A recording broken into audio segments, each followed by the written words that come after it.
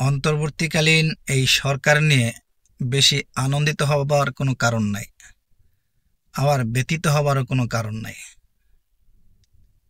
আনন্দিত হবার এই জন্যই কোনো কারণ নাই যে অন্তর্বর্তীকালীন সরকার যেই সময় এসেছে এক কঠিন চ্যালেঞ্জের মুখে এসেছে। তাকে এই চ্যালেঞ্জগুলো মোকাবেলা করতে হবে। আইন ব্যবস্থা, বিচার ব্যবস্থা, প্রশাসনিক জটিলতা এবং প্রশাসনের মধ্যে যে দলীয়করণ, এগুলা দূরীকরণ।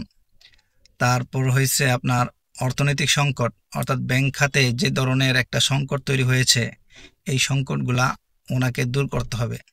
তো এই জিনিসগুলা আসলে সংশোধন এবং এগুলার কাজ করাটা খুবই কঠিন, যার কারণে উনি অল্প সময়ের মধ্যে যে অনেক বেশি কিছু করতে পারবে এটা আমরা প্রত্যাশা করতে পারি না।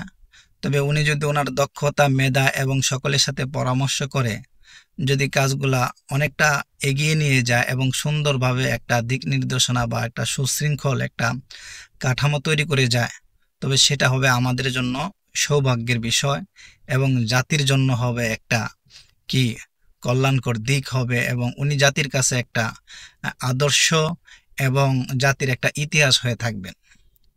তদুপরি দুঃখ বা ব্যতীত হওয়ারও কোনো কারণ না যে এই অন্তর্বর্তীকালীন সরকার যদি এই সমস্ত চ্যালেঞ্জিংগুলা সঠিকভাবে করতে না পারে, তবে দুঃখ বা মন হতাশার কোনো কারণ নাই।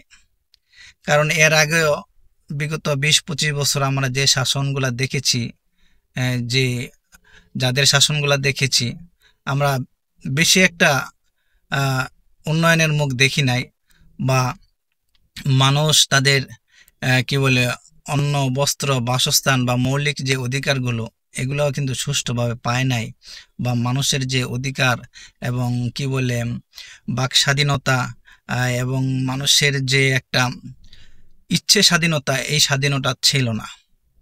তো এভাবেই কিন্তু 20-25 বছর পার হয়েছে, মানুষ বিভিন্ন সংকট এবং বিভিন্ন কি বলে একটা আবদ্ধতার মধ্যে, শিকলের মধ্যে দিয়ে এই জীবনগুলো অতিবাহিত হয়েছে।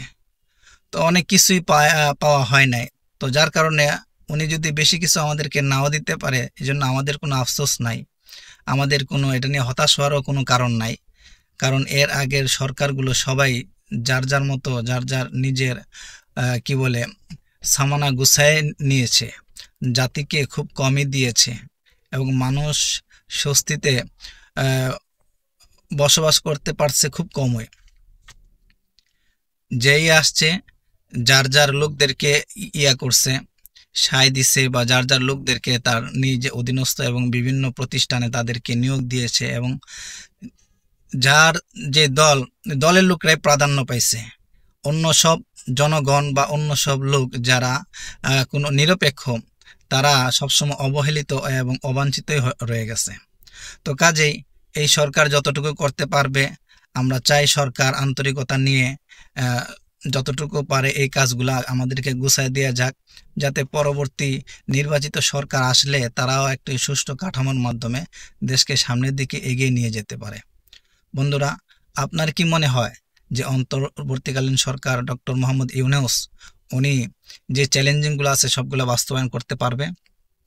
আর যদি নাই পারে, তবে আপনাদের কি মতামত, কি চান আপনারা, অবশ্যই কমেন্ট করে জানাবেন। আপনারা সবাই ভালো থাকবেন, সুস্থ থাকবেন। আল্লাহ হাফেজ।